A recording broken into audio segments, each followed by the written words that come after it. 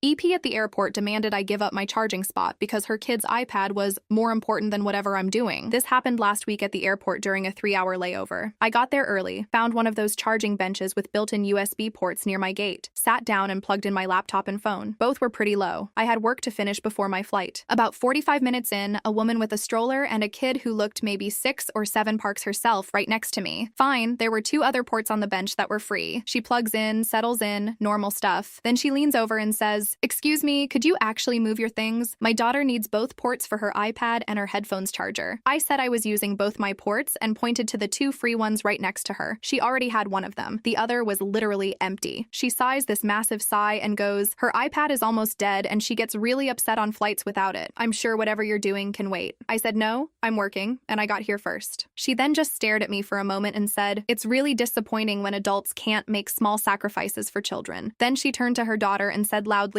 "Some people just don't care about kids, honey." I put my headphones on, finished my work. My laptop charged to 95%. Her kid watched something on the iPad, using the one free port that was available the entire time. The audacity of acting like a fully occupied charging bench is somehow your personal family power strip. Mill keeps telling everyone I'm failing my daughter because she can't read fluently yet. She's in kindergarten. My daughter is 5 and in kindergarten. Her teacher says she's right on track, doing great with letter sounds and starting to blend simple words together. We also practice phonics at home most evenings using reading.com, and she actually enjoys it, which honestly feels like a win by itself. My MIL has this neighbor whose grandkid apparently could read full sentences by age 4. She brings this up constantly. Every single visit, she'll watch my daughter sound out a word slowly and then sigh really loudly or say something like, "Well, maybe if you spent less time on your phone and more time actually teaching her." Which is wild because I literally sit with my kid and practice with her almost every night. Last weekend was the worst though. We were at a family dinner and my MIL announced to the whole table that she's genuinely worried about my daughter's reading because other kids her age are way ahead. My daughter was sitting right there. She got quiet and asked me later if she was behind the other kids. That broke me. I pulled my MIL aside after and told her she needs to stop comparing my kid to some random neighbor's grandchild, and she definitely needs to stop saying this in front of her. She told me I was being dramatic and that she's allowed to have concerns about her granddaughter's education. My husband told her if she can't keep those concerns between adults then she doesn't need to share them at all. She called my husband the next day crying, saying we're keeping her from her granddaughter, which is not even close to what happened. We just told her to stop undermining a 5-year-old's confidence at the dinner table. That's it. She's been texting my SIL saying I'm too proud to admit my daughter needs real help, which is so far from reality I don't even know how to respond anymore. My mother gave my ex-husband documents from my custody case because she thought he had a right to know. I am 34F and divorced. My ex and I have a 9-year-old daughter, and we have had a tense but workable custody arrangement for about 3 years. It is not warm, but it is predictable, which is the only reason it functions. A few months ago he filed to change part of the schedule because he wanted more overnights during the school week. My lawyer told me to keep communication limited and organized because once people start dragging family into these things, it gets messy fast. I did not tell many people details, but I did tell my mother that court stuff was ongoing because she watches my daughter sometimes after school. She acted sympathetic at the time. Last week my ex's attorney brought up specific points from my parenting journal, my proposed holiday schedule, and even a note from my daughter's counselor about how transitions have been affecting her. Those were all things that were only in the packet I had at home. I felt sick instantly. After court I called my mother because she had been in my house one afternoon to wait for a repair appointment, and after 10 minutes of denying it she admitted she had copied a few pages and given them to my ex when he stopped by her place. Her exact words were that he is still family and deserved the full picture before a judge decided anything. She also said I was being dramatic because a good mother has nothing to hide. I told her she is no longer allowed in my home. She will not be watching my daughter for the foreseeable future, and I am changing every password and lock code she knows. My sister says I am overreacting because my mom thought she was helping and now my daughter is upset that grandma is not coming over. The parents at my daycare pulled something so unhinged I still can't believe it happened in front of everyone. I work at a small private daycare and we have this one kid, let's call him Brody. He's 4 years old and honestly one of the sweetest kids in my group. His parents though are a whole different story and I've been biting my tongue for months, but last week they finally did something so completely over the line that I have to talk about it somewhere. Brody's mom, EP mom, has always been the type to hover. She would show up 20 minutes before pickup and just stand outside the glass door watching us, which is fine technically, but she'd also send 4 or 5 messages a day day asking if Brody ate his snack, if he napped, if anyone touched him wrong, if we washed his specific cup the specific way she showed us. Normal concern taken to a completely different level. But her husband, EP Dad, is somehow worse. 2 weeks ago we had a little spring showcase. Just kids singing a few songs and doing a craft for the parents. Nothing big. Every single kid got a small ribbon just for participating. Same ribbon, same color, just a little keepsake. After it was over, EP Dad walked straight up to our director and said loudly, in front of like 8 other families, that Brody should have gotten a different ribbon because he was clearly the most engaged and the other kids were just standing there. The director explained it was just a participation token for every child, and EP Dad actually said, "So you're telling me my son gets the same thing as the kid who picked his nose the whole time?" Out loud, in front of everyone, including the mom of the nose-picking kid who was standing literally 2 feet away. That mom looked like she wanted to dissolve into the floor, and I felt so bad for her. EP Mom then jumped in and said the showcase was poorly organized, and that Brody had been practicing his song at home for 2 weeks and deserved recognition beyond what the other kids who clearly didn't prepare got. The director stayed calm, but I could see it in her face. After they left, 3 other parents came up to her just to apologize on their behalf, which honestly says everything. I don't know how much longer I can watch this without saying something to someone, because Brody is going to grow up thinking this is how the world works, and that genuinely worries me more than anything his parents do to us. My parents still introduce me as their difficult phase, and I finally snapped. I'm 23 and moved out a little over a year ago. I have a decent job, pay my own bills, and on paper things with my parents should be better now that I do not live with them. The problem is they still talk about me like I'm some exhausting project they survived instead of their actual daughter. They are not stupid or dramatic people, which almost makes it worse because they hide it under jokes and a very calm tone. If I visit for dinner and mention I'm tired from work,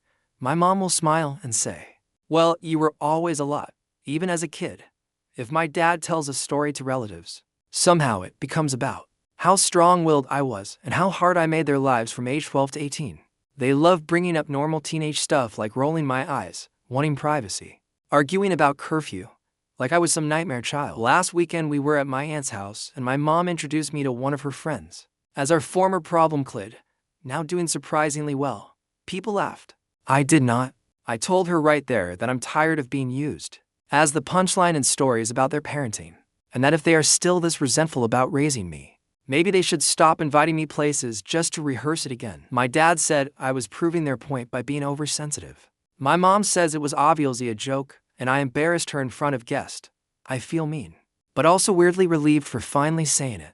My mom decided my student flat was a free storage unit and got upset when I said no. I moved into my own place at the start of this academic year, first time living independently, about 40 minutes from my parents by train. It's a small flat, 1 bedroom, not a lot of storage space. My mom knows this because she helped me move in. About 2 months ago she called and mentioned she was doing a big clear out at home and had some things she wanted to temporarily store at mine. I said okay without thinking too much about it, assuming she meant a box or 2. She arrived with her car fully loaded. Boxes of old kitchenware, a rolled up rug, 3 bin bags of clothes she wasn't ready to donate, and a lamp. None of it fit neatly anywhere. I ended up with boxes stacked in my bedroom and the rug shoved behind my sofa. Last month I told her I needed the space back and asked her to collect her things. She got quiet in that specific way and said she didn't understand why I was being difficult, that it was only temporary and she hadn't found the right time to sort through it yet. I said I'd been patient, but I genuinely needed my bedroom floor back. She said I was being selfish for not helping out my own family when she'd done so much for me. She then called my dad to tell him I was refusing to help her. My dad, to his credit, said it was my flat and my call. She collected the stuff 2 weeks later without saying much. The rug is still here because she, quote, forgot it. MIL wanted me to board my dog so her could stay in my house. This happened a few years ago, but it still pisses me off to this day. My MIL was coming to stay with us for a few days and wanted to bring her new rescue dog. I didn't have a problem with that, as A, I love dogs, and B, my dog at the time was the sweetest angel who got along with every dog she met. I told her that was fine and she responded saying I'd need to board my girl because her new dog doesn't like other dogs. I started laughing because I assumed she was joking, but she was serious. I refused and she was all bent because she didn't understand what the issue was. This is also the same women who told us we couldn't get the seafood spread for our wedding reception because she didn't like shrimp. A wedding that 250 other people were attending and a wedding she didn't contribute to financially. The lion, the witch, the audacity of this bitch. Why is being born into poverty framed as parental sacrifice? People often talk as if parents who are poor or working class automatically sacrifice more than everyone else, and that their children therefore owe them something for the rest of their lives. It aggravates me. My parents moved here from another country and had 4 children, including me and my twin, while living in poverty and working low-paying jobs. Growing up, life didn't feel like some noble sacrifice being made for me. It felt like constant lack. I often went hungry, wore the same few cheap outfits, had bug infestations, and never experienced things other people my age take, like traveling, going to concerts/comic-cons, or even basic comfort. Yet people around me still say I should repay my parents one day with things like vacations, fine dining, or funding their retirement because of what they gave up. From my perspective, though, those sacrifices don't feel the way people describe them. They feel like the reality of choices that were made before I had any say in them. At the same time, people sometimes assume I must come from a stable or even wealthy background just because I'm a twin, as if having twins means your family must be doing well. That assumption makes things even more uncomfortable because it doesn't reflect my reality at all. And because I've done nothing with my nearly 19 years of life, I literally have no photos of myself, because what's the point? YH. Let me take photos in my ugly clothes with my disgusting council estate, which I never leave as a background. The thing is, my parents had kids in their mid-30s at the time when they were supposed to have everything figured out, but no, my dad's a lazy man who is a security guard, just sits in a chair all day, and my mum is a band 2 nurse. And all of my parents' friends and family say that when me and my twin go off to university this year, I have to work really hard to get a high-paying job to pamper and provide for my parents in old age. That I hate my life. But your daughter hit my car. Reading another entitled story about an auto accident reminded me of this that happened a while ago. A few years back I was out with my GF, now wife, and a couple of friends. We had played some pool and were heading home, in my car, currently stopped in a left turn lane. Two cars were drag racing down the street to our right, and one of the cars lost control and hit my car. The other car they were racing of course sped off. The girl who hit us was crying and screaming, though apparently unhurt, when the cops showed up, shortly followed by her mom. The mom started cussing everyone out she could see. She turned to the cops and pointed to me, yelling as loud as she could that she smelled alcohol on my breath and it was entirely my fault. It couldn't be her daughter's fault, it was my drunk ass who caused it. And to be fair, she was correct that I had been drinking. But what's more important is we were stationary in a turn lane, so trying to blame us was ridiculous. Also, as per me drinking, that's why I was in the passenger seat and not driving. Cops rightfully ignored the old bat, but she sure kept trying with anyone who would listen. And yes, the girl's insurance paid me in full. Entitled Mom tried to shame a kid at the park and then someone did a quick clarity check. This happened at the park today. Kid around maybe 10 sitting on a bench crying a bit holding a phone, and this mom marches over like she's the authority of the entire playground and starts loudly saying the kid stole it because kids his age don't own phones like that. Keeps repeating it louder and louder so other parents start looking over. Kid keeps saying it's his and he's waiting for his brother. Mom not listening, just talking, stacking things together. Thief behavior, bad parenting these days, kids these days, all that stuff. Then another parent who had been watching the whole thing quietly asks the kid to unlock it. Kid unlocks it instantly. Wallpaper is literally a photo of him and his brother at the same park. Notifications popping up from mom asking where he is. The energy flips immediately, but the entitled mom doesn't back down. She just pivots, says kids shouldn't have phones anyway, and storms off like she didn't just accuse a random kid of stealing in front of everyone. I wonder how it affected the kid. Whole park went silent for a second. I 17F just got kicked out of my house and I genuinely don't know if I'm in the wrong or if my mom overreacted. For context, I come from a very conservative African household and my family is extremely religious.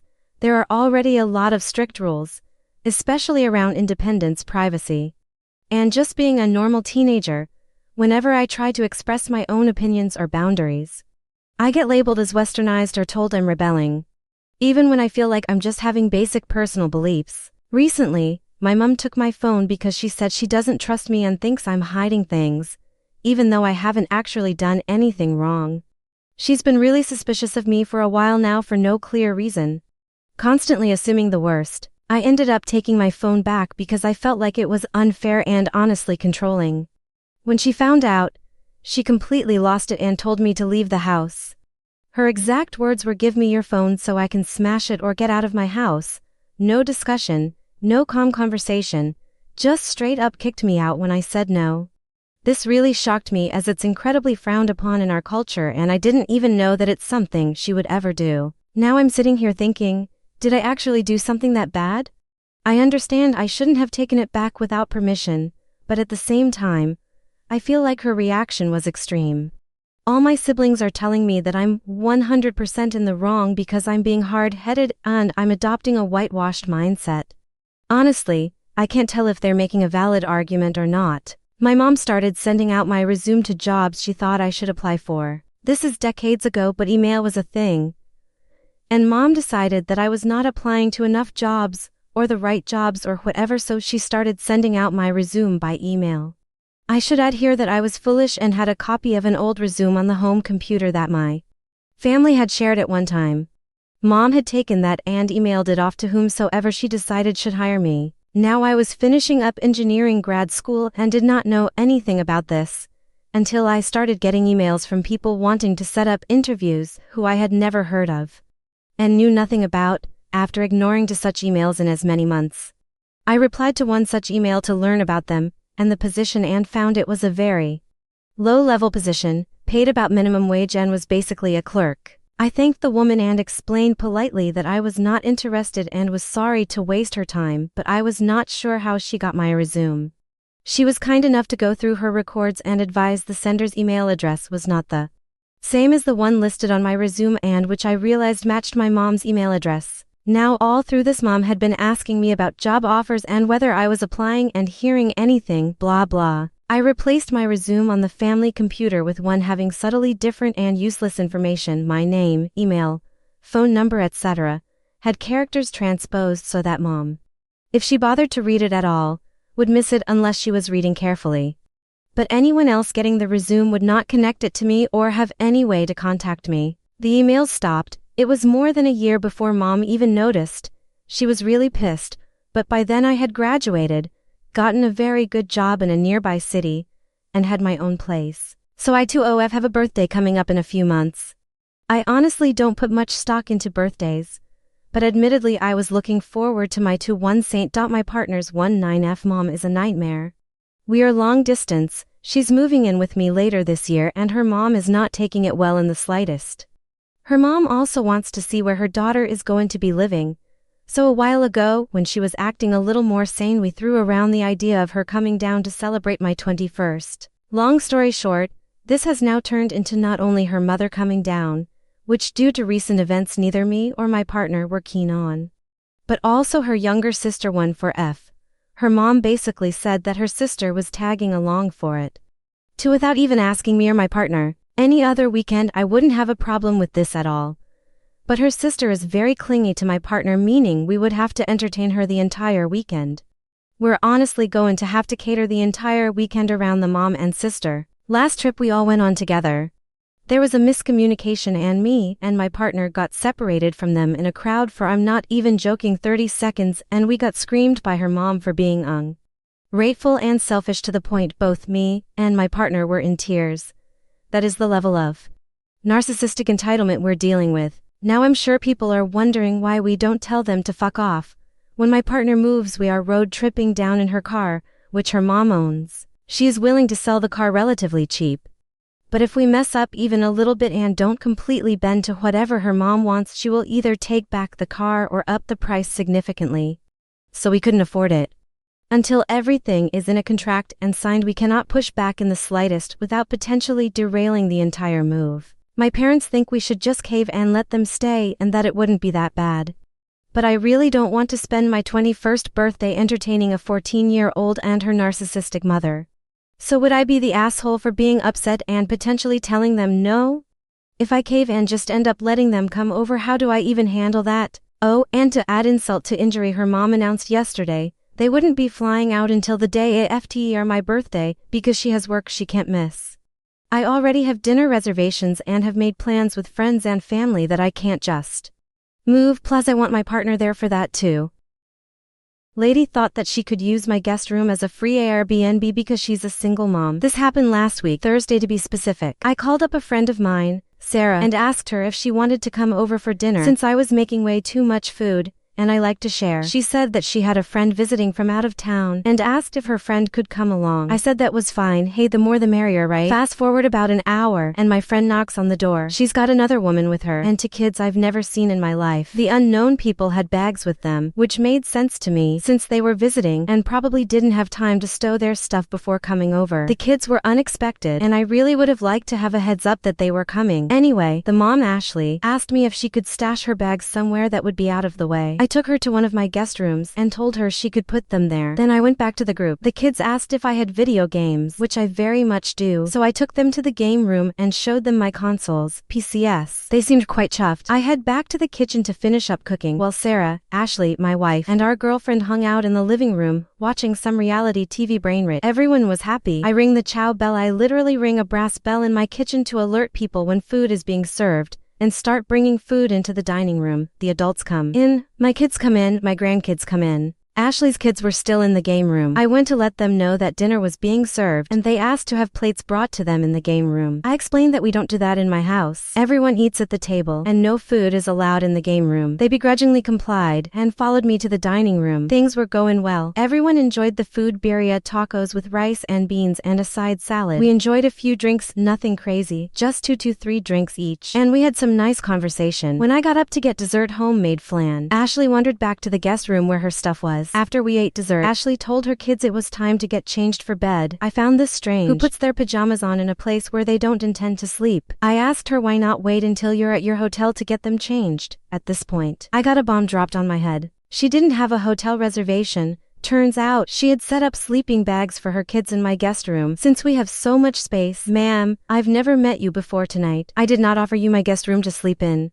Turns out, she hadn't booked any accommodations for her family because she knew Sarah had a rich friend with a big house. She fully intended to stay at my house, without ever asking either me or Sarah. I got a guilt trip from Ashley, not Sarah, about not supporting single mothers. They ended up having to book a room at the local casino hotel, $300 night for 9 nights. Apparently I cost a single mother 2 months worth of rent since I didn't want strangers in my house. For 9 fucking days. How entitled do you have to be to just assume a stranger will put you and your 2 kids up, and for over a week? A candidate showed up to his job interview with his dad, who then tried to answer the interview questions. I work in HR and I've seen a lot of weird stuff over the years, but what happened 2 days ago is genuinely in a league of its own, and I needed to tell someone. So we had a candidate coming in for an entry-level marketing position, mid-20s. Seemed fine on paper. He shows up and there's a guy with him who I assumed was maybe just a ride or waiting in the lobby or something, but nope. They both walk up to the reception desk together, and the dad, and yes, as you may have guessed from the title, it was his dad, I confirmed this later, introduces himself by name and says he's here to support his son through the process. I pulled the candidate aside and explained as nicely as I could that interviews are conducted one-on-one and that his dad was welcome to wait in the lobby. The candidate looked genuinely panicked and said, "Can he just sit in? He won't say anything." And I said, "No, you know, the candidate selection process and all that." And there was a brief whispered conversation between them that I was not supposed to hear but absolutely did, and then the candidate came back and said okay fine, and we went to the interview room. Everything was normal for maybe 4 or 5 minutes. Then my colleague asked the candidate to walk us through a time he'd handled a difficult situation at work, and before the candidate could open his mouth, the door opens and the dad walks in, sits down in the empty chair next to his son and says, "I can help with this one. He handled something really well at his last internship." And we asked him to leave, but he started arguing, said we were putting his son in an unnecessarily stressful situation, and the candidate was staring at the table the whole time, and honestly, I felt bad for him at that point, because whatever is happening at home is clearly a lot. And, you know, we did not move forward with the candidate, not because of him exactly, but because if this is what a job interview looks like, I genuinely cannot imagine what onboarding looks like. To me, this is more than just strange.